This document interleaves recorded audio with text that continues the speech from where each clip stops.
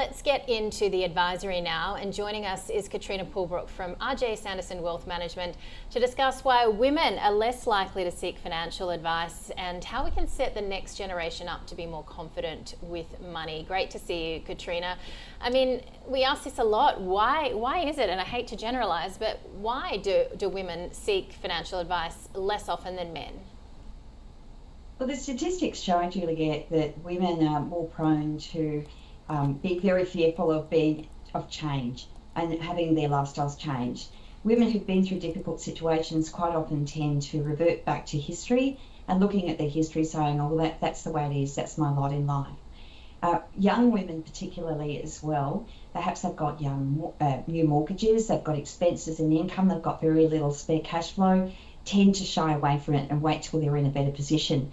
Men and women tend to shy away, but really the statistics are basically they did a survey recently with 1,000 different people, and it was very appalling actually. 16% of women were receiving advice and only 22% of men, so it's low on both sides. Couples, however, tend to look at advice from a different perspective. The reasons, costs probably are the big one. People look at it as a non-essential cost, getting advice and paying a professional to help them. And basically they're scared of changing their lifestyle and actually pulling back, because we don't want to give away with the way we're living to actually change our lives. We want to do all of the smart things. There's also this thing called financial laziness. So what that means is that you are referring back to a spouse, you might be referring back to your children, could be a next door neighbour or a friend or someone that you see that's in a better position. I think I'll ask them. That's free. And from there, you will make some decisions. And quite often it's pinpoint advice, and it might not be right for you and it might put you in a worse position, but people tend to go down that road. And the last one really is financial advisors. There's about 15,000 of them registered in Australia. There's 3,500 women advisors. There's plenty in the fact that if you find an advisor and you don't really relate to them, you don't click and you can't feel comfortable with what they're doing, find someone else, get another opinion, because we're all under a duty of care to make sure that we look after you, listen to you, speak at your level, and make sure that we put you in a better position. With the fact that, fewer women, and I think it's going to probably increase in the next generation as well, are getting married, do you think that there will be a bigger pickup of women seeking financial advice then? Because, if couples have deflected to the man being in charge of the finances, if people are by themselves, they're going to need financial advice. That's very true, Juliet. I did a survey of the last 200 women that I've seen, just to sort of put this onto the show today. And out of that 200 women, there was 126 of them didn't feel like that they had enough information to be able to form decisions, and they didn't feel confident to make those decisions.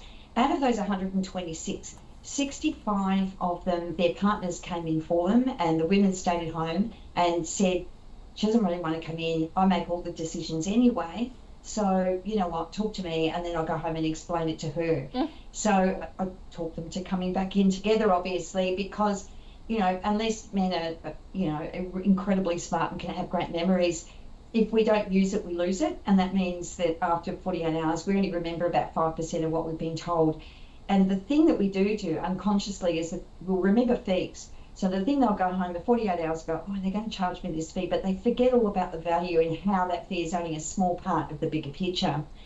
Young women, particularly, when they first start work. So if I'm 21 years old and I'm earning 100,000 a year, index 2.5% per year, and super guarantee on the top, and I just go right through on that sort of salary till I'm 60, just to make it simple, my tax I'm paying is about 1.8 million. That's what I've given the government. So the idea is to start early and get those trends in place that we can start moving and making all those savings, particularly on tax. I remember when I was living in Singapore, and in order to be living in Singapore as an expat, you have to have a fairly high level job to get an employment pass. And I asked a group of my friends, about a bill that I was disputing, and all of them said, oh, I don't know, my husband deals with that. And I was so shocked that these very intelligent, smart women were not looking at their own finances. But anyway, this is not my, as much as I'd like it to be sometimes, this is not my soapbox. Let's get to children as well, because we all want children to be smarter and better than us. What can we do to help them in their, financial advice journey? It's teaching children the value of money, and when they're very little, one of the key things is don't give them money, reward them money. So that's the little kids, okay? So if they've done something good and they've ticked a box and good results at school, or they've done something to help their parents, that's a reward. So don't just give them something for nothing. And I have to tell you, grandparents are the worst at that. They're always giving grandchildren money for no reason because they love to do it. When they get a little bit older, the idea is to have instilled in them the right way to structure. Everybody can save. I don't care who it is. When they first start work, there's something they can do to save. And so if they can start that intrinsic look at their, what they're actually spending and doing that. The other key one is get them financial advice early. I speak to a lot of my clients' children.